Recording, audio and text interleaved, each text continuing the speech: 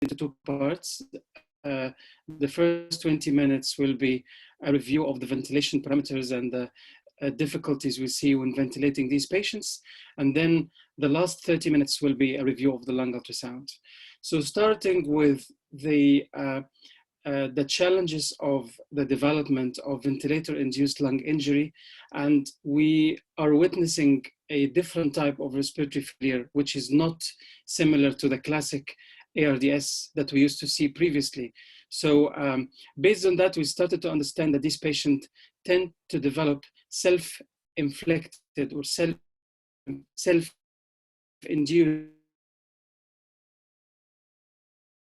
respiratory efforts, especially early on the disease. And this is a study which shows that the time course for the development of ventilator-induced lung injury when they are on the ventilator is approaching around 40 hours. And we can see in these CT images that the injury tends to progress at the end of expiration. So different theories have been proposed for the to explain the underlying etiology in patients with COVID-19 to understand why these patients present differently. So we saw patients who are having presentation of severe hypoxemia, but at the same time they are awake, they are not dyspneic. So you can see patient with a saturation of 75%, and he's in front of you not complaining, which is very strange. We have never seen this before, especially our colleagues from the accident and emergency department. They were telling that to us. So different theories have been proposed, and I'm building my presentation on the theory of Luciano Gattinoni, who suggested the lung vasoplasia as the underlying etiology behind the massive VQ mismatch in these patients. So if we think of the virus-induced loss of the hypoxic pulmonary, massive alveolar flooding due to increased in-lung perfusion due to the lung vasoplasia, and at the same time, the ventilation is relatively preserved. This explains why most of these preserved lung compliance or even slightly reduced. So they are not classic ARDS but we know there are other presentation which is less common.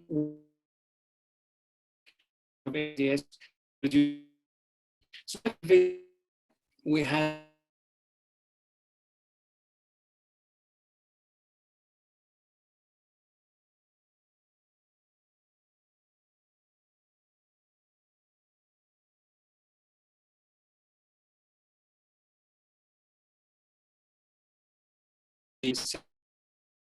syndrome because they actually develop a similar type of lung vasoplasia, and also they have a very unique entity of perfusion mismatch due to diffusion.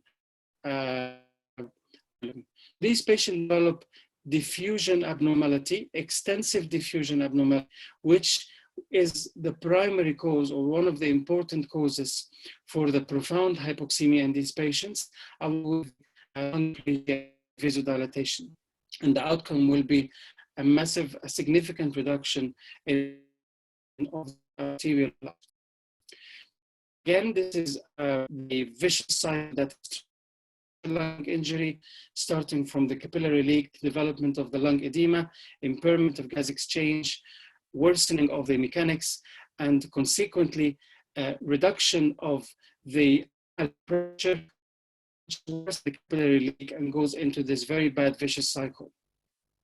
So the question now, we may have an idea what's going on, although I'm not quite sure whether this is the truth or not. We still don't know much about this disease, or if I would say in a better words, we know nothing about this disease. They're all speculation, they're all theories, but if we think that we probably reached the near situation from the truth, so we now need to consider the type of ventilation for these patients. So we have non-invasive ventilation, which has proven successful strategy for patients early on in the disease process. especially when it offloads their ventilation. The main problem in patients with COVID-19 developing with respiratory failure in the early onset of the disease, that if we don't offload the respiratory effort early on, they develop this vicious cycle of self-inflicted lung injury. So if NIV, if non-invasive ventilation is enough to offload the patient, that would be a very good strategy. It will reduce the need for intubation. It might help improving oxygenation, and it will reduce the swings in the positive pressure, in the negative intrathoracic pressure. Especially, we also know that the extensive swing in the negative intrathoracic pressure in the patient who is spontaneously breathing might cause very harmful effects on the lungs through acute swings in the venous return. So the lung will be going into cyclical changes from the sudden increase in the venous return with exhalation, where the lung will have an element of edema, and then a sudden drop in the venous return, which will cause an element of reduced perfusion to the lungs. So on the other hand, if the non-invasive ventilation is not enough to offload the breathing, it might consequently affect the right heart, causing right ventricular failure and the long-term consequences reaching to acute kidney injury. So back to Gattinoni theory, and he proposed the two famous phenotypes for COVID-19 to help us identifying what is the best ventilation strategy for each patients. So he proposed the first phenotype, which is phenotype L, the predominant phenotype, where the patient has a preserved lung compliance or maybe slightly reduced, but the patient has reduction of the lung elastance and reduction of the lung water. And these patients are the classic typical presentation where they don't tolerate recruitment, they don't need much PEEP on the ventilator. While on the other hand, the other less common phenotype is the phenotype H, where the patient is presenting with reduced lung compliance, extensive consolidation in the lungs, as we see here, and increase in the lung elastance and increase in the lung water. These two patterns are quite different in management, but we need to remember that we can iatrogenically transform the type L into type H, which is not uncommon.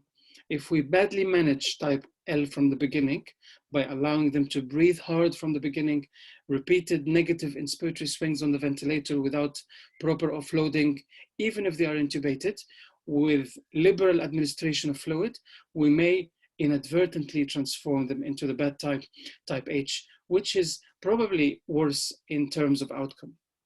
But if you look carefully here, you will see the oxygenation parameters or the oxygenation index is quite similar in both types, but the compliance is different.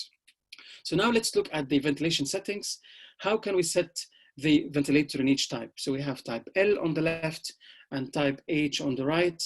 And when we look at the ventilation settings for type L, we need to think first, which ventilation mode?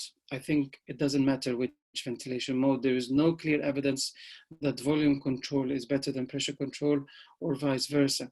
I think it depends on what you are comfortable with. If you are good at pressure control, do it. If you're good at volume control, do it. It depends on the driver rather than the car itself, as some people say.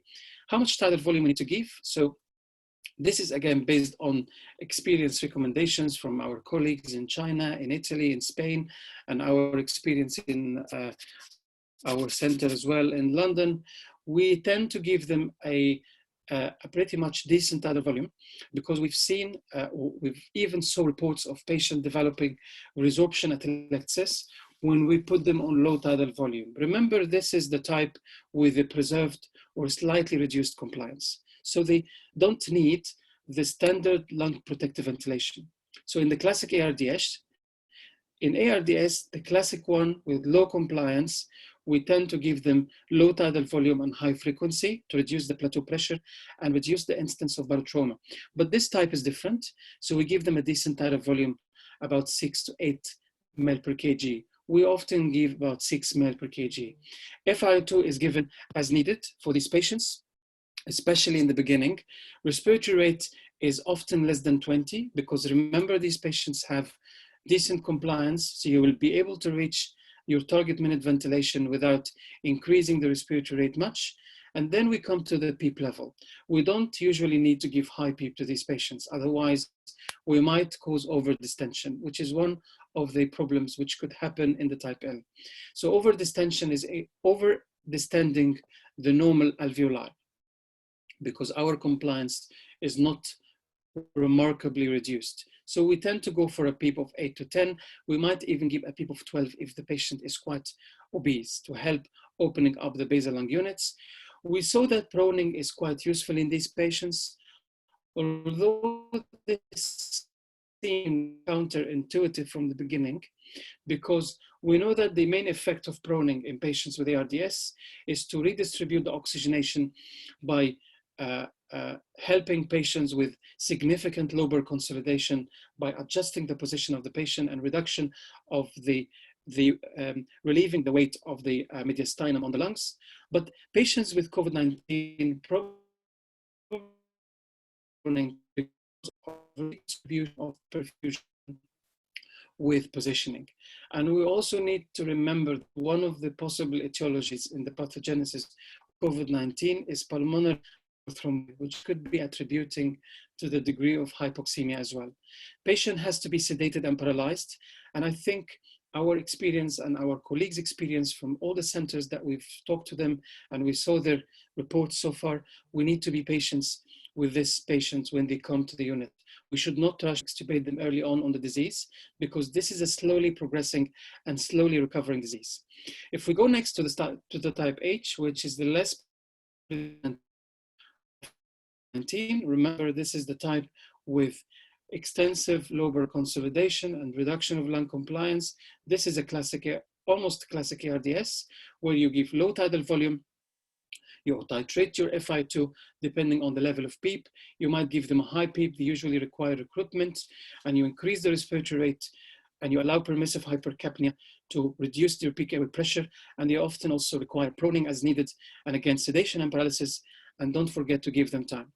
So what about weaning? What about weaning these patients from mechanical ventilation? So we found challenging for these patients, because one of the not uncommon situations is that we tend to be tempted by seeing the apparent improvement in oxygenation. So patient comes, they usually come, especially the type L, they come on 40, 50, 60% FiO2, PEEP of 8, so they're not terribly hypoxic in terms of the oxygen requirements. And after a couple of days, they improve. They are on 35% FiO2. They are on a PEEP of 7, and we become tempted initially to wake them up and extubate. But we so often patients deteriorate after this and require re-intubation, and some of them go into a vicious circle of multi-organ failure. They go into the type H, and unfortunately they die. So we started to be cautious with weaning. And as I said, the main message in the ventilation management is allowing time and giving them a bit of time to heal. We think that the average time for allowing them to be on the ventilator is between 7 to 14 days, which is of course variable from patient to patient. But I found that lung ultrasound could be useful in this aspect, because as I will discuss in the second part of the webinar, we could utilize lung ultrasound to monitor the progression of aeration in these patients and to monitor the healing of the lungs, which I found quite useful and important. There are no data on that. This is a very evolving and new field, but I think there will be data in the future, hopefully.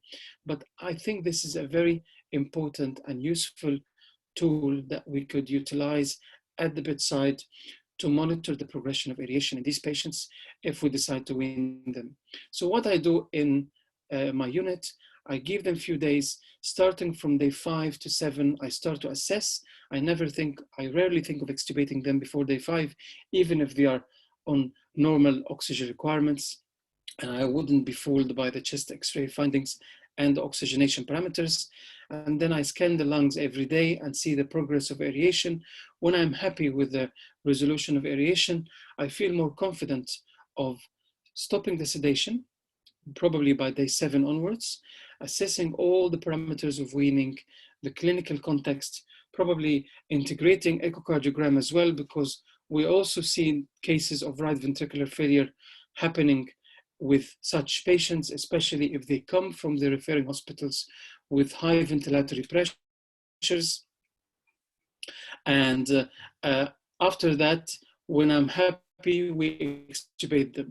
So extubation is also not an easy thing. We had a protocol for extubation to try to make it safe for the staff. We had a protocol for extubating them to the CPAP. We had the hood CPAP in our unit, so we tried to extubate as many patients as possible immediately to the hood CPAP, and ensuring that we are covering the patient with a drape. And we had 2 anesthetists at the bed space while doing the process of extubation. One to be at the top end of the patient to keep looking after the airway, and the second person is watching the extubation process itself and clearing and discarding the tube and all the rest of the ventilator circuit into a dirty bin. So this is what we did, and we've actually had a very good outcome so far. And I would say we haven't finished yet. We still have plenty of patients in our unit, but we had quite very good number of extubations. We had 19 patients who went home after extubation and go into the ward, and even more than that extubated, and they are still in our unit. So this is my experience so far in terms of ventilation in patients with COVID-19. حاتم، نشكرك على المحاضرة. شكرا دكتور. الحقيقة مرة تانية بنرحب بيك في اسم القلب، وأنا شايف في أسئلة كتيرة على بال الجميع. عندي سؤال بسيط، معرفش عندكم الانتي كواجيوليشن بروتوكول اللي ماشيين عليه بالنسبة للناس، وهل في فرق بين الناس اللي عندهم ال H تايب وال L تايب؟ مهم جدا. احنا الحقيقه عندنا انتي كواجيوليشن بروتوكول، ما بنفرقش بين التو تايبس. احنا عندنا كرايتيريا بنبدا بيها ثيرابيوتيك انتي كواجيوليشن للبيشنتس على هيبرين انفيوجن لما بيبقى الدي دايمر 10 تايمز النورمال، يعني بالنسبه لنا لما يوصل 2100 فما اكتر بنبدا لهم على طول هيبرين انفيوجن او بنحطهم على انوكسابارين ثيرابيوتيك دوز، خصوصا لو معاهم هاي فايبرينوجين. بس حتى لو very high D dimer we start therapeutic anticoagulation من الأول لو هم ما عندهمش contraindications. البيشنتس اللي ما عندهمش high D dimer بس لسه احنا شايفين ان في suspicion او هم clinically severe، بنبدأهم على high dose prophylactic anticoagulation. So الحقيقة أغلب البيشنتس اللي عندنا بيتراوحوا ما بين high dose prophylactic ل therapeutic dose of anticoagulation. بس أنا يمكن النقطة دي بالذات أنا بحب أوضح حاجة إحنا بدأنا نشوفها خلال الأسبوعين اللي فاتوا، كانت صادمة بالنسبة لنا. يعني طبعا العالم كله بيتكلم على الانتي كواجيوليشن وعلى الهيبرين والليبرال ثرومبوبروفلاكسيس عشان الكلوتنج، بس إحنا شفنا حالتين فيتال انترا سيريبرال بليت. هم الحقيقة كانوا very sick وكانوا في الاي تي يو more than 2 weeks وما كانوش improving كأورجان فانكشنز، بس اللنج فانكشن كانت improving وهم كانوا من تايب اتش. بس للاسف الاثنين one after the other. الاولاني جاله massive intraventricular bleed وكان brain stem dead في few hours، والثاني she developed severe subarachnoid hemorrhage. فانا برضو يعني احنا لسه حتى بنتكلم في يعني انا وزملاتي we have to be a bit cautious. يعني احنا المونيتورنج بتاع الهيبرين عندنا بيبقى بالاكتيفيتد فاكتور 10A، والتارجت عندنا بيكون 0.3 to 0.7. فاحنا بدأنا بعد الايفنت ده نحاول نريفايز شويه التارجت وننزل ل 0.5 as a maximum، لان يعني it's a catastrophic complication although it is not common، بس يعني بتهيألي لازم نوازن الموضوع شويه لو نقدر. طيب هو طبعا في اسئله كتير يا دكتور حاتم، بس احنا هنوقف دلوقتي عشان تلحق تفطر. هنديك راحه كده شويه وهناخد بس 10 دقايق بالظبط. 10 دقايق والله.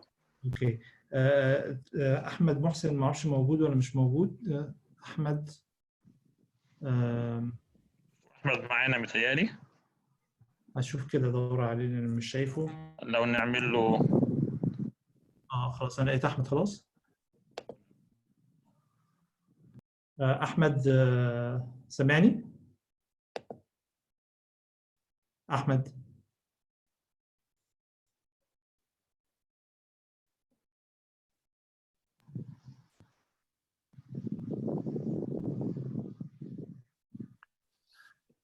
خلاص اتفضل انت يا دكتور حاتم، اتفضل حضرتك.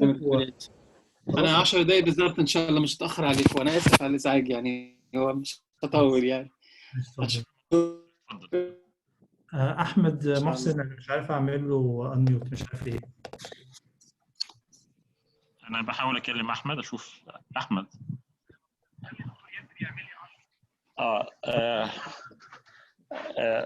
دكتور ياسر، دكتور احمد معايا على التليفون، احنا بس محتاجين نعمل له انميوت لو سمحت. طيب هجرب حاجه ثانيه.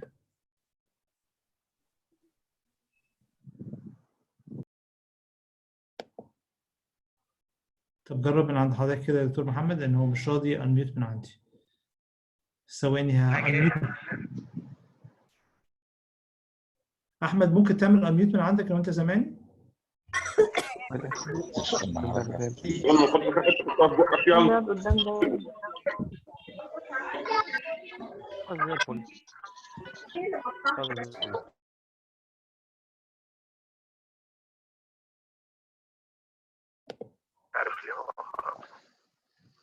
احنا الدكتور احمد هيبقى معانا حالا.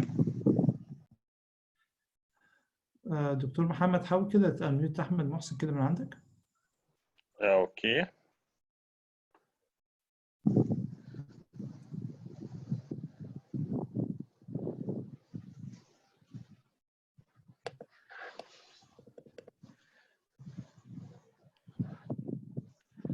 هو احمد محسن كو هوست معايا.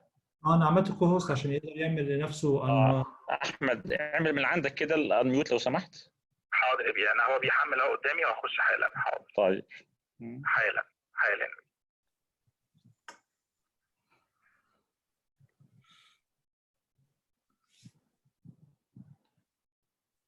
احمد الاكسل من عنده طلع وهيدخل تاني ياسر، فمعلش. طيب انا هقفل بس الشيرنج بتاع دكتور حاتم.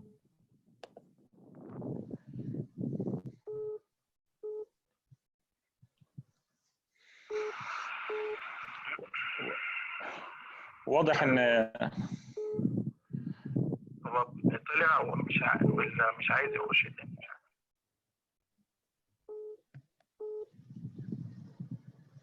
انا بعمل له ريستارت اهو. اوكي. بسم الله الرحمن الرحيم.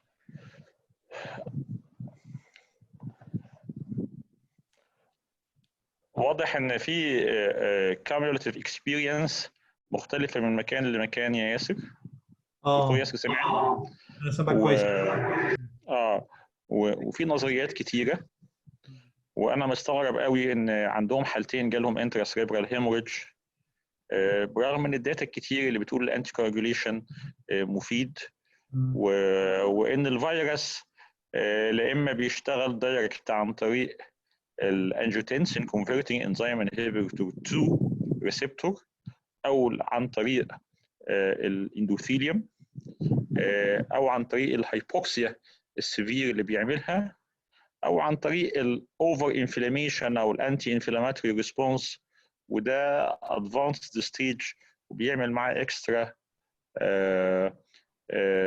لانج مانيفستيشن. اللي هو اتفضل.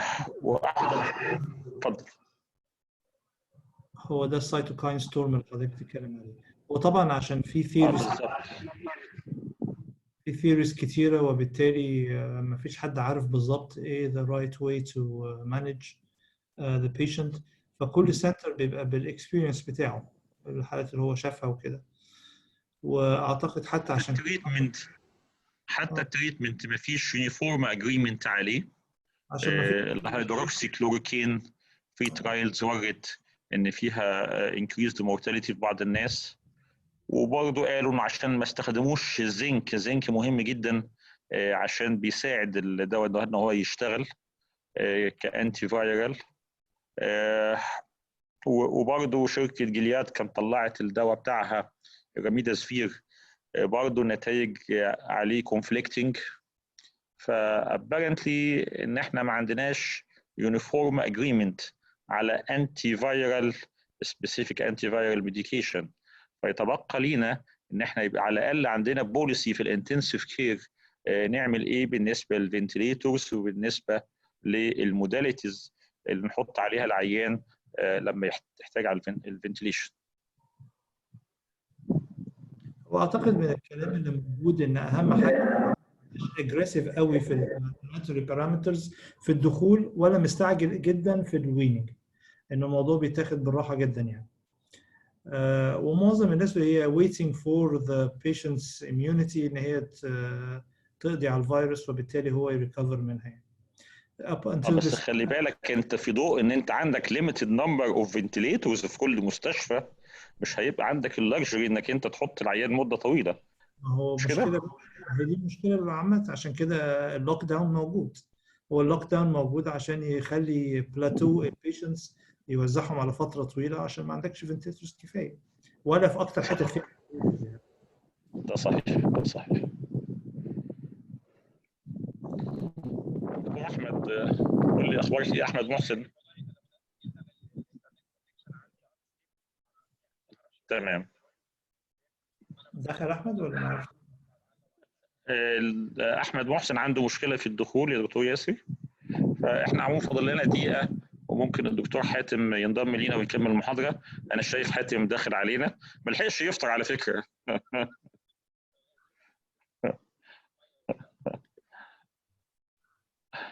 دكتور حاتم انت كده لحقت تاكل اي حاجه؟ الحمد لله رب العالمين، الحمد لله. الحمد لله. انت ما لحقتش تفطر يا دكتور حاتم؟ لا يعني خفيف كده شقة ريقي بس عشان نكمل ان شاء الله. طيب قبل ما تبدا كده ممكن اقول لك شويه اسئله بس جات لي. طبعا اتفضل. واول سؤال جه، ليه الناس بيتحطوا في برون بوزيشن؟ بيشنت بتحطهم برون ليه؟ ليه برون بوزيشن؟ هو فكره البرونينج اصلا البيشنتس الاي ار دي اس الكلاسيك اي ار دي اس بيبقى عندهم لوبر كونسوليديشن في البيز اوف ذا لانجز.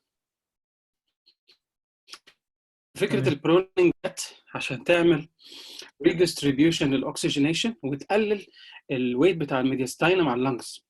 فلما انت بتبرون البيشنت الميدياستاينم هيبقى نازل الناحيه الثانيه، الويت بتاع الهارت، فده بيعمل ريكروتمنت في اللانجز. فاحنا البرونينج تقريبا هو من الحاجات القليله جدا اللي هي ايفيدنس بيزد في علاج الاي ار دي. من الحاجات القليله اللي ثبت ان فيها ايفيدنس في الافكت على التريتمنت وعلى الاوتكم كمان. فده يعني من الحاجات الستاندرد. في الكوفيد 19 الشيء الجديد احنا فهمناه ويعني بدانا نحاول نشوفه ان حتى العيانين بتوع تايب ال اللي هم الكومبلاينس بتاعتهم تقريبا نورمال او قليله حاجه بسيطه بيستفيدوا من البرونينج غالبا عشان الريديستريبيوشن بتاع البرفيوجن، لان هم عندهم ماسيف برفيوجن انكريز والفي كيو مس ماتش. فده الشيء اللي احنا بفكرنا فيه. وكمان ان في بعض الثيوريز بتقول ان هم عندهم مايكرو اتلكسس اللي ممكن برضه يكون بيتحسن بشكل بسيط بعد البرونينج، بس احنا بنشوفهم الحقيقه بيتحسنوا بالبرونينج حتى التايب ال من كوفيد 19. طيب هو كان في سؤال تاني برضك سريع كده، واحد بيسأل ايه هو سي باب هود؟ السي باب هود هو عباره عن سي باب بس مش ماسك. احنا بنحط العيان جوه هود، جوه كده زي يعني عباره عن مثلا غطا كبير جدا بس سيلد من عند النك وبيتحط. كانت ميزه الهود اساسا في عيانين السي او بي دي ان في ناس بيبقى عندهم كلاوستروفوبيا ما بيستحملوش يتحط لهم ماسك ببريشر، فكان الهود اللي بيقدر يشوف كويس. الهود ده شفاف عباره كده غطا كبير بنقدر نتحكم في الضغط اللي جواه بفالف، فبيخلي العيان بيتنفس وفي بريشر داخله من خلال الشامبرز تغطي راسه كلها من النك، وفي نفس الوقت بيقدر يشوف لانه هو شفاف. فده سي باب هود اللي احنا يعني شفنا ان هو it works well مع العيانين دول لما بنعمل لهم extubation. طيب وكمان في سؤال برضك تاني بيقول بعد الكيور بتاع البيشنتس اللنج تيشوز بترجع هيستوباثولوجيكلي نورمال ولا بس الراديولوجيكال؟ والله ده سؤال مهم. احنا طبعا انا ما اعرفش هيستوباثولوجي لان احنا ما عملناش يعني we didn't follow them up enough ان احنا نقدر نقول لك العيانين اللي خرجوا من عندنا. بس انا برضو انا لانج التراساوند حاجه انا بحبها وبدرسها وشايف انها مهمه جدا. انا كنت بعمل فولو اب العيانين بتوعي لما طلعوا الورد باللانج التراساوند بس اوت اوف كيوريوزيتي لان هم بيبقوا كويسين على روم اير. كنت عايز اعرف هل هم هيلد ولا لا. جزء منهم بيبقوا كومبليتلي هيلد بس انا شفت جزء عندهم ريزيدوال لانج دامج. زي ما انا هشرح في جزء اللانج التراساوند في علامات معينه بتقدر تقول لك ان البلورا لسه مش ريستورد، البلورا ثيكند، الريجولار لسه عندهم حتى علامات الفيولار اديما في اللانجز. بس طبعا الريزيدوال فايندنجز دي مش انف انها تعمل سيمبتومز. فالمشكله اللي احنا بقى يعني متخوفين منها ان الجزء دول من البيشنتس ممكن يبقى عندهم لونج تيرم بروبلمز مثلا مع الاكسرسايز مع اي ايفورت يبداوا يحسوا بالاعراض. بس انا برضو I cannot يعني clearly talk about this. السؤال ده يكون مقدمه بقى للمحاضره اللي احنا كلنا مستنيينها. اتفضل يا تمام دكتور حاتم. بسم الله الرحمن الرحيم. احنا هنتكلم دلوقتي على لونج التراساوند وهو طبعا انا شايفه تكمله لكلامنا على الفنتيليشن. It is a useful monitor to assess the progression وhelping الويننج من الفنتيليتر. monitoring recruitment وده من الحاجات المهمه جدا جدا اللي ممكن نستعمل اللانج التراساوند بيها. assess a response to proning زي ما كنا بنتكلم عن البرونينج وان هو بيساعد الريكروتمنت بتاع اللانجز. احنا ممكن نعمل لانج التراساوند قبل وبعد البرونينج ونشوف الافكت بتاع البرونينج على اللانجز. هل هو ساعد ولا لا؟ هل في ريكروتمنت ولا لا؟ ريكروتمنت ببساطه معناه ان الاكسجينيشن ريكويرمنتس قلت والدرايفنج بريشر اللي هو احنا لو بنتكلم على بريشر كنترول فنتيليشن عندنا تو بريشرز. عندنا الهاي بريشر وعندنا اللو بريشر زي مثلا الباي باب. الدرايفنج بريشر هو البريشر اللي بين التو بريشرز والدرايفنج بريشر ده مرتبط بالكومبلاينس. ازاي؟ لو انا اللنج عندي فيها نورمال كومبلاينس الدرايفنج بريشر هيبقى قليل يبقى انا مش هحتاج فرق كبير بين الهاي واللو بريشر عشان اخلي اللنج ديستندد. لكن لو الكومبلاينس از فيري لو يعني البالونه دي از فيري ثيك وولد وستيف وانا عندي صعوبه ان انا انفخها ساعتها بحتاج درايفنج بريشر عالي علشان اوصل للتايدال فوليوم اللي انا عايزه. فمن هنا اهميه الاسسمنت اوف ريكروتمنت باي checking الاكسجينيشن وتشيكينج الدرايفنج بريشر بعد المانوفرز بعد البيب مانوفرز او بعد البرونينج. وكمان انا شايف من الحاجات المهمه زي ما انا قلت في الاول ان انتجريت لانج التراساوند في البروتوكول بتاع الاكستوبيشن اللي بنعمله للبيشنتس سواء الكوفيد 19 او غيرهم. يعني انا يمكن كلامي هنا هيبقى جنرال وشويه مسجات سبيسيفيك للكوفيد 19. طبعا هنا دي سلايد بس بسيطه بتورينا الزياده المهوله في الستاديز في العالم على اللانج التراساوند. لما نكتب كده لانج التراساوند في السيرش ايتم على الباب ميد. دكتور حاتم عشان اعمل شير تاني اعمل شير تاني ان مش باين الشاشه. اعمل احنا شير مش تاني. مش شايفين السكرين بتاعتك يا دكتور حاتم. لا انا اسف. شير تاني.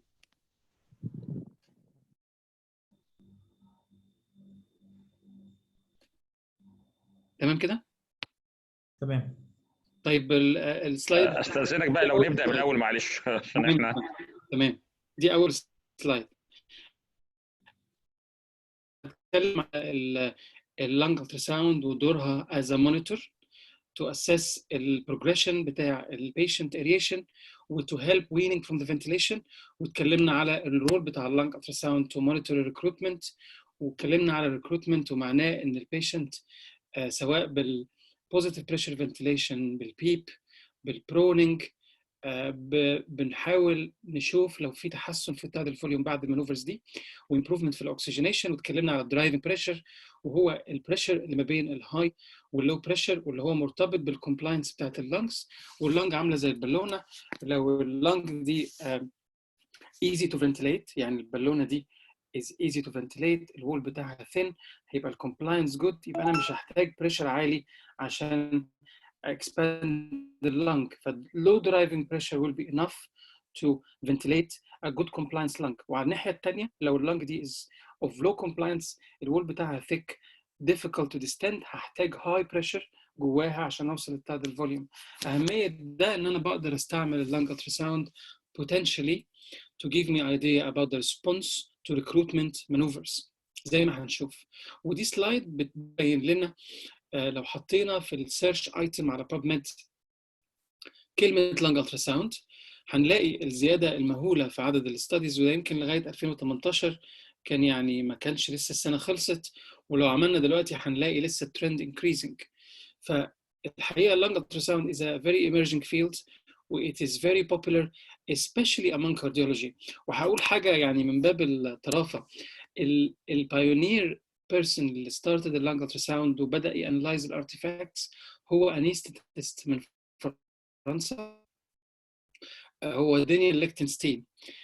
لكن للأسف بعد ما عمل السيمينال بيبرز بتاعته في سنة 1990 قعد فترة جمود شديدة ومحدش بنى بعدها، والكارديولوجي هم اللي أخذوا الراية وبدأوا يشتغلوا كويس جدا، واتعمل ماني ستاديز على الالفيولار والانتستيشال اديما، والبي لاينز دلوقتي بقت انتجريتد في الهارت فيلير جايد لاينز.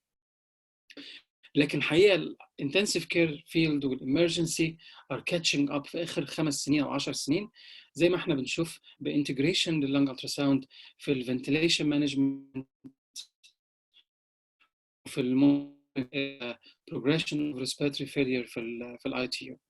سو اساسيات الالتراساوند طبعا حضراتكم اساتذتنا عارفينها كلكم، يعني الالتراساوند is not transmitted through aerated tissue، لكن الفرق في اللنج بالذات ان النورمال بارينكيما is not visible، والانترفيس بين البلورا واللنج بيرفلكت التراساوند، والاكوستيك ويندو بتاعي وانا لما بعمل سكان لللنج هو الانتركوستال سبيس ده، ودي نقطه مهمه.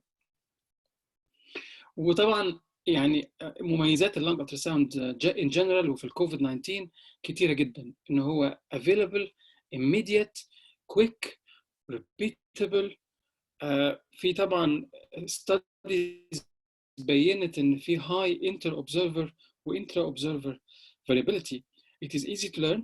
مش بقول ان هو very easy، اكيد هي tool ومحتاجه شويه practice، لكن it is not as difficult as echocardiography for example. ولو انت بتعمل ايكو كويس اللنج التراساوند بالنسبه لك هيبقى سهل جدا. ومن الحاجات المهمه لللنج التراساوند في الكوفيد 19 هو السيفتي. يعني مثلا احنا في اليونت عندنا لما بدانا جالنا الجاش اوف بيشنتس اللي عندهم الديزيز، قفلنا الوحده الاي تي يو بقت ريد زون، وطبعا بقى في صعوبه ان احنا ننقل العيانين للسي تي، لان انت هتضطر كده هتكسبوز مور هيلث كير بروفيشنالز، هتكسبور راديوجرافرز بره الوحده، هتحرك العيان بره البيت سبيس. واحنا الحقيقه كنا بنعمل لانج التراساوند قبلها، بس طبعا it increased our reliance on lung ultrasound زاد بشده بعدها، لان احنا ادركنا ان هي it is very safe to be performed at the bedside by the clinician. فانت بتقلل البيرسونال involved وبتقلل موفمنت البيشنت بره اليونت، وطبعا بتقلل الكوست لانك ممكن تقلل احتياجك للسي تي. مش بنقول انها تريبليس السي تي، السي تي تشيست هي الجولد ستاندرد في الشيست، بس مش دايما بنحتاج نعمل السي تي لو نقدر نجيب الانفورميشن باللنج التراساوند. So ازاي بقى بنعمل لانج التراساوند؟ عندنا equipments، ودي الديفرنت بروبز اللي ممكن نستعملها. اليونيفرسال بروبز اللي انا وي ريكومندد، الكيرفلينير بروب بتاع الابدومن عشان نسكان البارينكيما اوف ذا لانج، واللينير بروب عشان نسكان البلورا اوف ذا لانج. الكاردياك بروب ممكن نستعمله كبديل عن الكيرفلينير بروب لان هما الاثنين لو فريكونسي ترانسديوسرز. انا لفتره ما كنت برجح الفيزد اري ترانسديوسر، وما زلت برجحه للكارديولوجيست لو هو بارت اوف يور ايكو ستادي. لو ما عندكش الكيرفلينير ما تكسلش، اعمل البارينكيمال التراساوند بالبروب ده، لان انت هتعملها as part of your echo examination، وهيبقى integrated cardiothoracic study او يعني cardiac و pulmonary study. لكن لو انت عندك الكيرفلينير بروب it is the universal probe، وهيديك resolution وهيديك depth افضل من الفيزد اري ترانسديوسر لما بتسكان البارينكيما اوف ذا لانج. طبعا انا بتكلم على البرينكما لان احنا لما بنسكان اللنج لازم بنفرق بين حاجتين. هنفرق بين البلورا الفيري سوبرفيشال اللي انا عايز اشوفها in details in high definition، اشوفها thin ولا thick، regular ولا irregular، هل هي لوحدها healthy ولا في تحتها hypodense consolidation. طبعا تفاصيل البلورا دي كلها مش هنشوفها كويس الا باللينير بروب اللي هو الهاي فريكونسي بروب، لكن ممكن نشوف بعض تفاصيل البلورا بالكيرف لينير بروب بس مش هتبقى بالكواليتي بتاعت اللينير بروب. فانا I would suggest we use a low frequency for the parenchyma and we use the high frequency for the pleura. وبعدين نيجي على الزونز بتاعت اللنج والسكيمز اوف اكزامينيشن. هنقسم طبعا في many protocols من الموست سمبل للموست كومبلكس. ده ابسط شيء انا I recommend واحنا we are doing this in our unit. We divide each lung لستة zones right and 6 on the left. فعندنا 2 anterior 2 lateral و2 posterior. الهوريزونتال لاين اللي بيفرق upper and lower هو النيبل لاين، وعندنا البوردرز بتاعت الزونز هي الباراسترنال لاين anterior axillary line posterior axillary line وورا خالص البارافيرتبرال لاين. فطبعا حد هيقول لي طب العيان فنتليتد في الاي سي يو والسوباين to move وانا ازاي هسكان البوستيريور؟ ده سؤال مهم جدا. اللي انا بعمله ان انا I tilt the patient على قد ما اقدر، احاول اوصل as posterior as possible. مش لازم اوصل very posterior، مش دايما بيبقى سهل، بس يعني انا غالبا بقدر اوصل للمكان ده. والحقيقه زي ما بنقول هنا بيكون الديفل هايدنج، يعني ما تكتفيش ابدا ان انت تسكان الانتيريور واللاترال زونز وتعتبر ان انت كده لقيت الفايندنجز، لان احنا بنشوف ان الكونسوليديشنز والناستي فايندنجز في الاغلب بتبقى مستخبيه posteriorly by gravity. طبعا لو العيان برونت حد هيسالني هنسكان البوستيريور زون فيري ايزلي، يس. طب السكيم هتبقى ايه؟ هتبقى بنفس الطريقه. لو هو برونت هنقسمها لانتيريور لاترال or posterior lateral and anterior بنفس الطريقه. طبعا right and left. عرفنا الايكويبمنت، عرفنا الزونز، نيجي للوكيشن بتاع البروب. طبعا انا البوزيشن بتاع البروب هيعتمد على ايه اللي انا بدور عليه. انا باللانج التراساوند بقدر اشخص نوموثوركس، طبعا ده اوت اوف ذا سكوب اوف ذا ويبينار فانا مش هتكلم عليها قوي. اقدر اشخص او help diagnosis of heart failure. طبعا definitely I can diagnose او rule out pleural effusion. لو انا ببص على pneumothorax ببص على السلايدنج of the pleura by the linear probe، ببدا في non dependent zones زي ما احنا شايفين في الصوره اللي فوق. اللينير probe بحطه vertical second intercostal space mid clavicular تبقى البينز هيد. وفي صوره هنشوفها كمان السلايد اللي جايه او اللي بعدها هتبين لنا هنشوف ايه. لكن هنا انا بقدر اسكان واتشيك في النوثوركس، ببدا في non-dependent zones. لو بسكان في heart failure ببدا في dependent zones و I have to go systematically في كل الزونز. وما ننساش ان احنا لما نسكان الزونز we have to scan each intercostal space في كل زون مش بس one point to be comprehensive. ولما نبص على pleural effusion we recommend looking at the costophrenic angle. ده طبعا هنا مش اللينير بروب، ده اللو فريكونسي بروب، ده الكيرف لينير او الكاردياك بروب.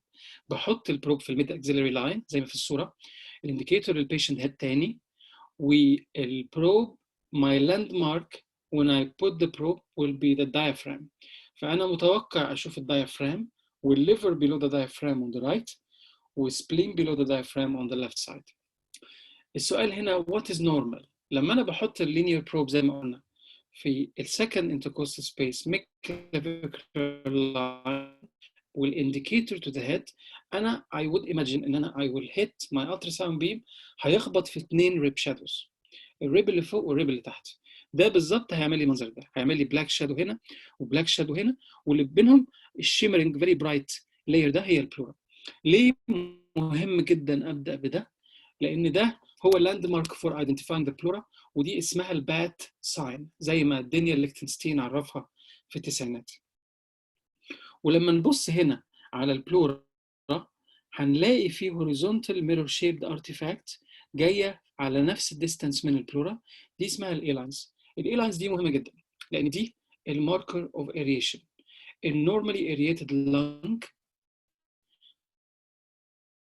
A lines. مش لازم typically تبقى بالظبط زي دي، بس هتبقى شبه دي. هيبقى دايما تلاقي horizontal mirror shaped artifact من البلورال لاين، معناها ان اللنج دراي. بس ما ننساش ان الاي لاين دي ممكن تبقى موجوده في النوموثوركس. خليها على جنب دي، يعني سو فار خلينا نتفق ان الاي لاينز معناها نورمال اريشن.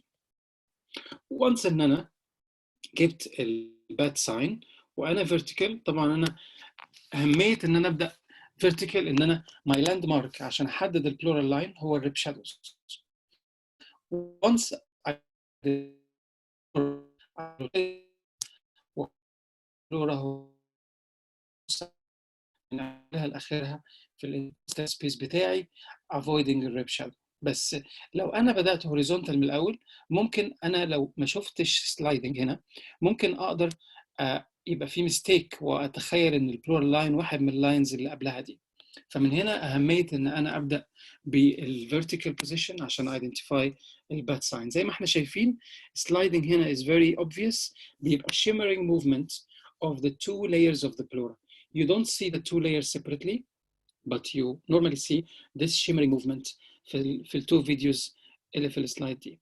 لو انا عايز confirm the presence of sliding اللي هو normal finding، بحط M mode وببص على التريسنج بتاعي. هنا بيبقى التيبيكال منظر، التيبيكال picture of seashore sign او waves على sandy beach. طبعا ده it's a description عشان دي اللي بنشوفه نورمالي لما يبقى في نورمال سلايدنج. السي شور هنا identified by الويفز بتمثل الشيست وول. الفيري برايت وايت لاين هنا ده بيمثل البريكرز اللي هو البلورا، والساند بيريبريزنت اللنج بارينكما.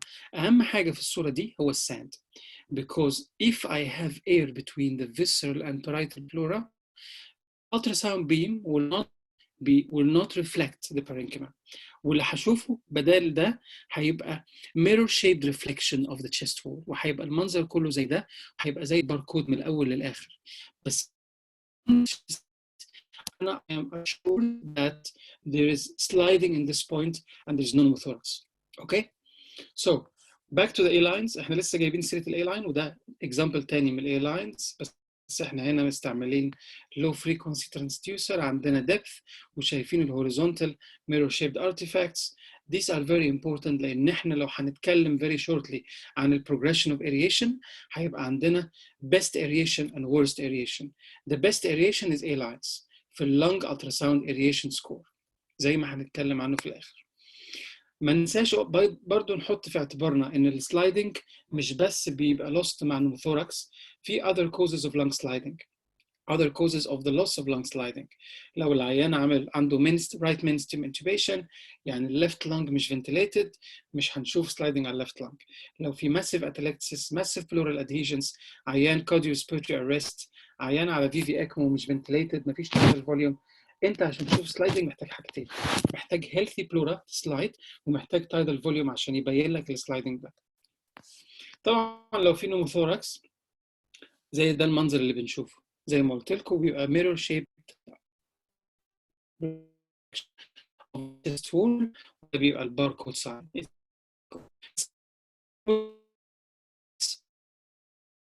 thorax. This pattern is specific of the loss of lung sliding. عشان نشخص نوموثوركس بنحتاج different signs، حاجات تانية معاها، بس ده بره السكوب اوف ذا ويبينار، مش اعتقد لو في وقت في الاخر ممكن نتكلم عنه. الجزء الثاني اللي بنبص عليه البي لاينز. اتكلمنا على الاي لاينز. A is the normal aeration pattern، ممكن تبقى مع النوموثوركس، خليها على جنب دي. البي لاينز بترفلكت increase في الاكسترا فاسكولار لانج ووتر. فلما البيشنتس الاير اللي في الالفيولاي والانتستيشن يبدا يبقى replaced by fluid، ببدا الاي لاينز تتحول لبي لاينز، فمش هشوف، ببدا اشوف predominant comettails زي بالظبط. كمان انا هنا مستعمل لو فريكونسي بروب، وطبعا لما ببص على البي لاينز ببص عليها بلو فريكونسي بروب، لان انا مهم جدا ابص على الكرايتيريا اوف بي لاينز. ايه هي الكرايتيريا اوف بي لاينز؟ عندنا انها laser like hyperechoic artifact. It has to arise from the pleural line. It has to be long and well defined. it usually erases the B lines. لما بتيجي بتخفي ال A lines وراها، بس ممكن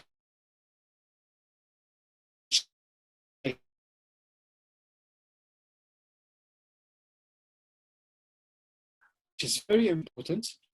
They reflect and create in the water. تشوف حاجات البي لاينز بس هي مش بي لاينز. ممكن تلاقي كده vertical like artifacts قصيره خالص مش بتوصل للفار فيلد ومش بتتحرك مع السلايدنج. لاينز وملاميه كلينيكيه خالص. حط في اعتبارك الكرايتيريا اوف بي لاينز. ودول تو اكزامبلز اوف بي لاينز. طبعا اللي عايز نحط دماغنا فيه ان احنا البي لاينز لما بتبدا نيومرس وايزوليتد وممكن حتى تعدها، بس لما بتبقى بلنتي ما بتقدرش تعدها وبتبقى كونفلونت وبتعمل منظر الكرتن، تبقى زي الستاره وبتخلي اللنج تتحول من بلاك لوايت. وده مهم قوي، وده من ضمن الباترنز اللي بنبص عليها لما بنأسس الاريشن اوف ذا لانجز. زي ده بالظبط. بص العيان ده هارت فيلير، عنده pulmonary congestion، والباترن ده بتاع alveolar edema، يعني advanced degree of elevation of the extravascular lung water. بص انت B lines combine together in a way that they are almost curtain، واللنج اتحولت من black لwhite. This is very important to assess the aeration. This is a moderate loss of aeration. لو قلنا ان A هي the best aeration، B is moderate mild to moderate loss of aeration. لما البي لاين بتبقى numerous بس ما بتبقاش enough انها تبقى curtain، بترفلكت interstitial edema اللي هي اول درجات الكونجستشن.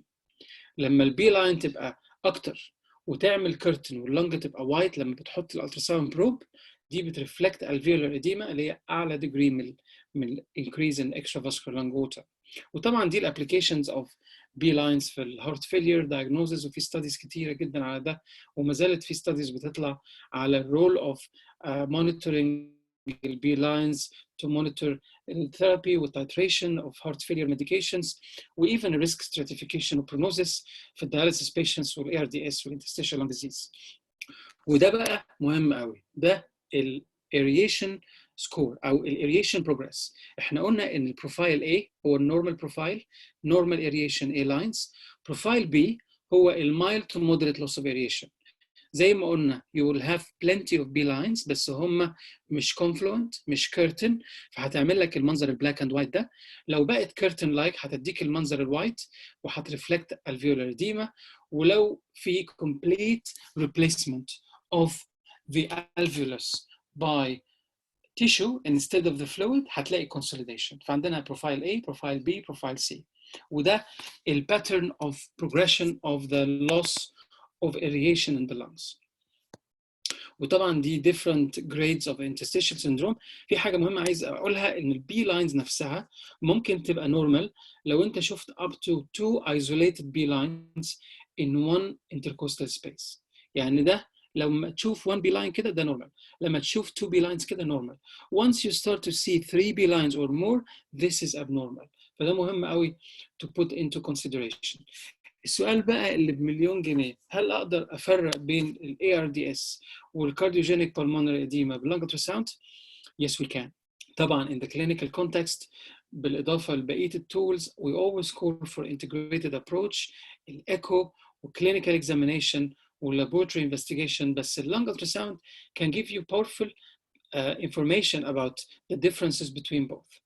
اولا في ال ARDS او حتى في الكوفيد 19 specifically بتلاقي البلورا thickened وبتبقى irregular وبيبقى منظرها زي ده كده. طبعا انا هنا باصص باي بروب، باللينير بروب، لاني باصص على البلورا. البلورا بتبقى thickened وirregular بيسموها شاجي، وبتلاقي hypodensities تحت البلورا. دي اسمها subpleural consolidation. They are very important and specific for pneumonia. والحقيقه احنا كوفيد 19 زي ما احنا شفنا في السي تي سكانز بتاعت البيشنتس ان هي it's a peripheral disease. غالبا بيبدا peripherally عند tension points at the junction with the pleura. فده we are lucky to have, I mean of course patients are not lucky, but we are lucky to have this because we are able to identify the findings by lung ultrasound in a strong way. لأن the peripheral findings are easily picked by lung ultrasound. فالسب pleural consolidation is very frequent in patients with COVID-19. And even the size of the consolidation, أنا شايف إن هو it can give you an idea about the severity of the disease. It heals, it becomes less in size, it can recover in some patients. لكن على الناحية الأخرى في patients with heart failure cardiogenic pulmonary edema، لو هي isolated cardiogenic pulmonary edema the pleural line بيبقى thin و regular. ما بتلاقيش subpleural consolidation، بيبقى البلورا healthy. الحاجة الثانية المهمة distribution of B lines، ودي من الحاجات very typical for ARDS especially in COVID-19. B lines في ARDS بتبقى patchy ويبقى فيه non-uniform distribution، يعني بتلاقي areas of B lines و areas of A lines بينها، فبيبقى typically في spared areas. لكن في heart failure you have to see bilateral symmetrical B lines on both sides especially at the bases. بس ما ننساش ان احنا ممكن نلاقي unilateral pulmonary edema لو عيان عنده مثلا acute mitral regurg، وانا لسه شايف patient الاسبوع اللي فات و I was scanning the lungs كان hypoxic كان hypotensive وكان الكاردياك output بتاعه reduced بالايكو. ف I scanned the lungs, the right side was normal aeration, A lines في كل حته، left sides البلورا left side البلورا was very thin، لقيت B lines في كل مكان on the left side. ف when I did the echo وبصيت carefully على mitral valve لقيت عنده paravalvular leak وكان عنده severe paravalvular mitral regurgitation، فكان عنده unilateral pulmonary edema. ف this is one of the things we should put in consideration. بس classic in heart failure bilateral symmetrical B lines، وفي ال ARDS B line بتبقى patchy. وده الexample للsubpleural consolidation. هنا this is a linear probe، عندنا الهايبودنسيتي تحت البلورا هنا interrupted مش كامله. طبعا this is the curtain like feature، وممكن حتى نبص على البلورا although this is a curvilinear probe بس ممكن we can identify the pleura as thin ومفيش irregularities فيها. الحاجه الثانيه اللي ممكن تفرق لي بين السبلورال consolidation وبين ال ARDS والكارديوجينيك pulmonary edema هو ال presence of lobar consolidation. طبعا في ال ARDS في classic ARDS it is common to see lobar consolidation اللي هو البروفايل C، اللي هو ان الاير في اللنج اتحول للتيشو فبقى فيه hepatization. فلما نحط الكيرفيلينير بروب في الميد axillary line vertically with the indicator to the patient's head، ببص على الدايفرام لو انا على الرايت سايد وببص على الليفر تحتيه وفوق بلاقي حاجه زي ليفر تاني. ف this is a consolidated lung. ف this is very important وده it is typical for classic ARDS. بس في type L we don't see this commonly. Type L is characterized by patchy confluent B lines with spared areas. لما العيانين بيتحولوا للtype H بيبقى عندهم consolidation، ولما العيانين بيجي لهم super added bacterial infection لما بيبقوا في الاي تي يو for some time بيجي لهم consolidation. اما في البيور هارت فيلير غالبا مش بتلاقي consolidation الا لو عندهم another cause for bacterial infection او pneumonia. بس you often see pleural effusion اللي بيظهر طبعا black زي ما حضراتكم عارفين. وده طبعا examples pleural effusion, two different examples.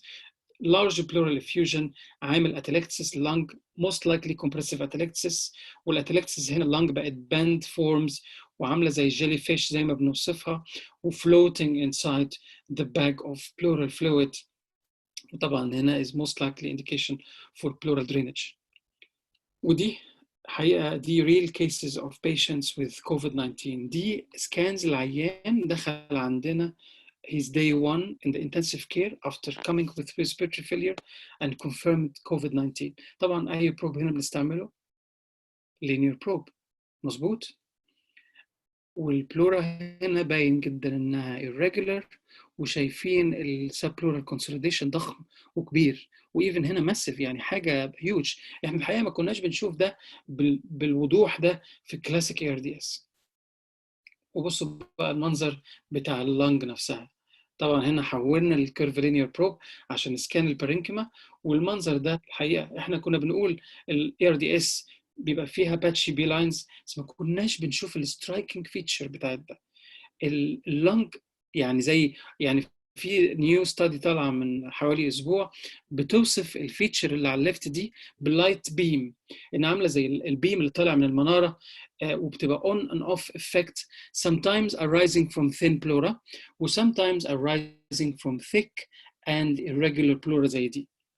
وما ننساش كمان ان بيبقى بينهم هنا الاي لاينز. لو نبص حضراتكم الكيرتن لايك بي لاين هنا انت ما تقدرش identify single بي لاين، بس الوايتنس ده معناه ان هم a lot و they are curtain like obscuring the A lines، بس بينهم هتلاقي الحته البلاك دي فيها هنا الميرور شيب ارتفاكت لو حضراتكم شايفينها. ف this is an area of normal aeration and this is an area of patchy alveolar edema with the same on the left side.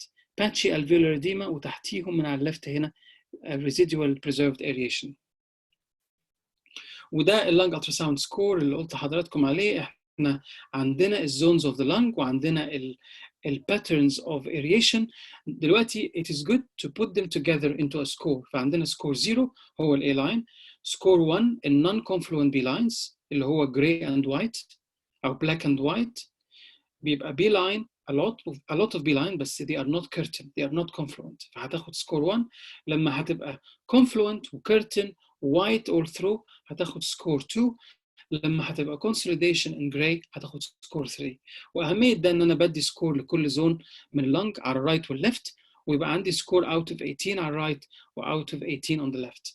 واهميه ده ان احنا ممكن نمونيتور the progression of aeration by seeing the trend of improvement in the lung ultrasound aeration score. في several studies published على lung ultrasound aeration score، واهميته انا شايفها في assessment of recruitment زي ما كنا قلنا في الأول. تعمل السكور قبل البرونيج وبعده، تعمل السكور قبل البيب مانوفر وبعدها، تعمل السكور on a daily base في البيشنتس اللي عندهم COVID-19 أو ARDS. وطبعا ده نفس البيشنت بعد حوالي 10 أيام. طبعا شايفين فرق البلورا هنا باللينير بروب، شايفين البلورا بقت لسه شوية ثيكن، بس طبعا مش شايفين البلوتشي subpleural consolidations اللي كانت موجوده. الحقيقه this is a lucky patient لان البلورا بتاعته healed، لكن زي ما قلت لكم في الاول في patients يبقى عندهم residual lung damage. ونبص هنا بالكيرف لينير بروب. طبعا انا اتمنى حضراتكم تكونوا شايفين الفرق الواضح، الاي لاينز واضحه جدا هنا، وشايفين شويه بي لاينز خفيفه بريفرالي موجوده، بس طبعا الباترن مختلف خالص. ده على الرايت لانج وده على الليفت لانج. ده اتعمل للبيشنت قبل ما يروح البيت. فالكلينيكال benefits of lung ultrasound في الكوفيد 19 are plenty. It can be an extension of the clinical examination, assessing recruitment, guiding extubation زي ما اتكلمنا. It can be used to triage patients زي ما في زملاء في اسبانيا وفي ايطاليا استعملوه to direct the patients ل a certain management pathway. يعني البيشنت لو جاي عنده mild symptoms لكن اللنج ultrasound بتاعته does not show any abnormalities، العيان ده بيبقى discharged without any problem. لو عنده mild abnormalities في اللنج ultrasound يعني early signs of B lines ومش hypoxic ممكن يبقى managed at home. لو العيان عنده شوية hypoxia بسيطة وعنده a moderate loss of aeration ممكن يبقى managed في الهوسبيتال.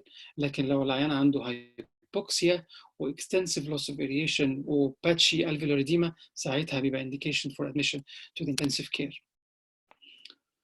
وده بروتوكول طلع من حوالي شهر من الانتنسيف كير سوسايتي هنا في بريطانيا، وبيحاول يوصل لمانجمنت بروتوكول depending على الابنورماليتيز اللي بنشوفها whether it's predominant B lines أو predominant consolidation. والحقيقة أن البروتوكول ده هو طلع في الأول خالص أول ما بدأنا نشوف البيشنتس، بس طبعا إحنا الديزيز ده إحنا كنا بنتعلم فيه on the go. وأنا شايف إن إحنا الوضع ليس بالسهولة اللي البروتوكول ده بيتصورها. زي ما حضراتكم شايفين هنا بيقولوا إن predominant B lines هيبقوا candidate for PEEP responding والpredominant consolidation patients هيبقوا candidate for prone positioning. طبعا الموضوع مش بالبساطة دي. احنا عارفين ان التايب L اللي هو predominant B lines اللي هو ما فيهوش big global consolidation. you have to use PEEP very cautiously عشان ما تعملش over distension. وعارفين كمان التايب ده بيرسبوند للبرونينج علشان redistribution of perfusion. on the other hand التايب H اللي فيه predominant consolidation هو التايب اللي ممكن يرسبوند للبيب. فأنا شايف إن البروتوكول ده will likely be updated في المستقبل القريب، بس أهميته إن هو بيركز in an official way على دور lung ultrasound to assess the progression or resolution of findings. وبحاول أأكد في الختام على أهمية integrated approach. My way of performing ultrasound أنا أحاول أعمل أي tool معايا to try to reach the diagnosis وأحاول أدي أحسن حاجة للبيشنت. بنعمل إيكو للبيشنت lung ultrasound، أبص على البلورا، أبص على الآي في سي، أبص على الديب فينز، وبالintegrated approach بحط الفايندينج together in the clinical context. عيان عنده hyperdynamic LV collapsed IVC A lines he's hypovolemic بديله fluids. عيان عنده dilated RV plethoric IVC عنده signs of pneumothorax ممكن specifically حاجة اسمها lung point احنا ما اتكلمناش عنها، هي transition point بين sliding و no sliding. put this in context of clinical وبرجح ان العيان عنده tension pneumothorax. عنده severe left ventricular impairment dilated IVC وعنده B-line pattern bilateral medical، هو عيان heart failure بديله diuretics. عيان عنده dilated RV strain dilated IVC A lines وclot في ال deep veins. He's a most likely a patient with pulmonary embolism ممكن اديله thrombolysis based على ده. وبحب قبل ما اختم اركز على limitations of lung ultrasound. في مقوله انا الحقيقه لسه قاريها امبارح من دانيال، كان كاتب بيبر من حوالي سنه بيقول ان if you want to master lung ultrasound you have to know how to master your limitations. دي مهمه قوي. we have to know the limitations. هي دي very evolving tool لسه جديده، الايفيدنس فيها قليل جدا، هيظهر ان شاء الله في الفيوتشر نتمنى ذلك، وفي ستاديز كتيره ماشيه في كل حته في العالم بتهيألي. بس we may miss pathologies deep within the lungs. lung ultrasound مش بتريبليس السي تي، ما زالت السي تي سكان of the chest هي الجولد ستاندرد، بس احنا بنقدم an imaging modality بتقلل العبء على ال frequent radiation exposure والcost of repeated CT scan. وطبعا الاكيرسي بتتاثر بالتريننج والاكسبيرينس بتاعه اللي بيتعلم او بيبراكتس لانج التراساوند. وما ننساش البوتنشال فور هيومن ترانسميشن اوف كوفيد 19، ف we have to put in mind السيفتي والكليننج بتاع الديفايس.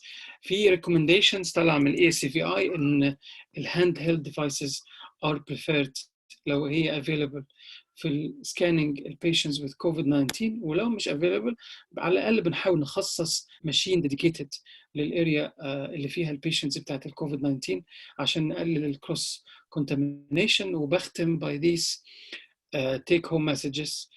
We need to be patient with those patients with COVID-19 with respiratory failure. We should give them time on the ventilator. نفتكر من 7 ل 14 يوم is an average duration until the lung heals.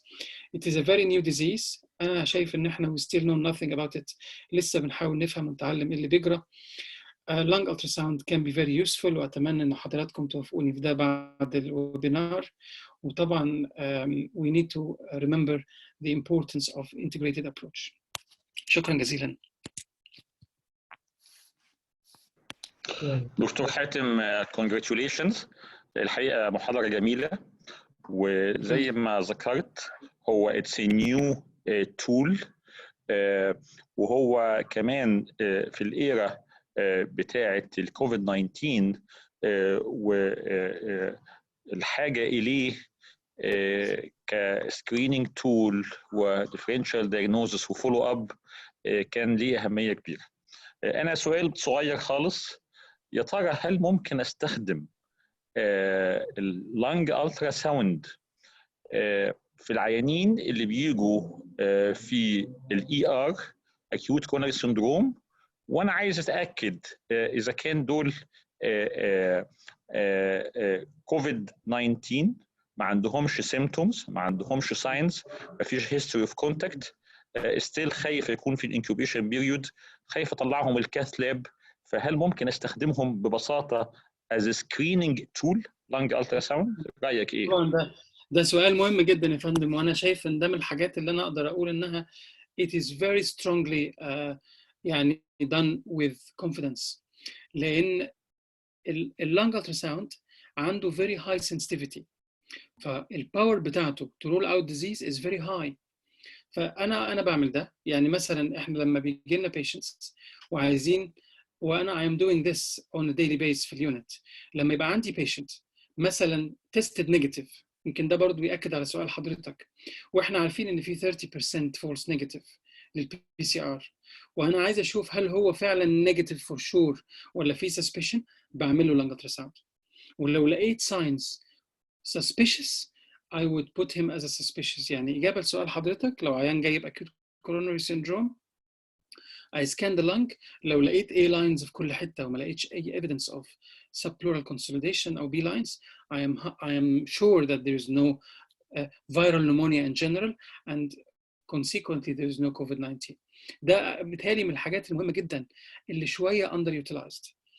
اللانج ultrasound has high sensitivity and low specificity، فقدرتها على الدايجنوستيك ability مش عالية قد قدرتها على انها ترول اوت الديزيز، ومن هنا اهمية سؤال حضرتك. شاكرين جدا يا دكتور حاتم، حقيقي يعني محاضرة مفيدة جدا. معظم الموجودين هنا كارديولوجيست، يعني بالنسبة لنا حاجة رائعة. بس طبعا احنا كل البروبز بتاعتنا اللي هي 3.5 الفيزد اري معظمها، في ساعات بيبقى في لينير بروبز عشان الفاسكولار بتبقى موجودة. فاعتقد احنا يبقى استعملنا نقدر نستخدم اللي هي الفيزد اري لوحدها كده، نكسكلود بيها سريعا طبعا طبعا. هو انا احيانا قعدت فتره طويله بستعمله، لان هو انا زي ما قلت لحضرتك يعني I'm an echo person، فانا بالنسبه لي لانج التراساوند ده كنت بعمله جزء من الايكو ستادي. فانا شايف ان يعني I encourage you لو ما عندكش الكيرفلينير استعمل الفيزد array، you will get the information you need. يعني بصراحة متشكرين جدا ومش عايزين نصبر عليك. لا بالعكس خالص يا فندم، ده انا اتشرفت جدا، ويا ريت استفدت. يعني تقول لنا حاجات تانية. اعتقد معظم الناس هنا يعني الانفو اللي جاي لي دلوقتي ان معظم الناس مبسوطة جدا ونفسها تعرف معلومات زيادة وتشوف كيس زيادة، فلو تبقى تشاركنا احنا نبقى شاكرين جدا حقيقي. ان شاء الله يا فندم، تحت امركم ويشرفني، وكل سنة وانتم طيبين، وسعدت جدا بحضراتكم. خلاص دكتور حاتم، خلص ده وعد منك انك انت تدينا حاجه تانية لها علاقه بالتو تكنيكس. الحقيقه مش بس اللانج الترا ساوند، انت كمان اتكلمت الحقيقه على الفنتليتور بطريقه جميله خالص واسبكت جميل خالص. فانا هطلب منك تحضر لنا محاضره كامله على الفنتليتور فور كارديولوجيست، وكمان اللانج الترا ساوند، المزيد من الاثنين. ولو انت وافقت كده هو هنسيبك تكمل فطارك. ده انا موافق، وان شاء الله طبعا جاهز نفسي باذن الله من دلوقتي ان شاء الله. طيب خليني كمان اشكر الدكتور احمد محسن، هو الحقيقه الصله اللي كانت بيننا وبينك، هو مش عارف يدخل معانا لكن هو سامع المحاضره كلها. فاشكرك واشكر الدكتور احمد محسن، دكتور ياسر بغدادي، والدكتوره وفاء العروسي، وكل الزملاء اللي موجودين من اسم القلب وفي كل مكان، وعلى لقاء قريب ان شاء الله. شكرا جزيلا، تصبحوا على خير. وتصبحوا على خير. شكرا جزيلا، كل سنه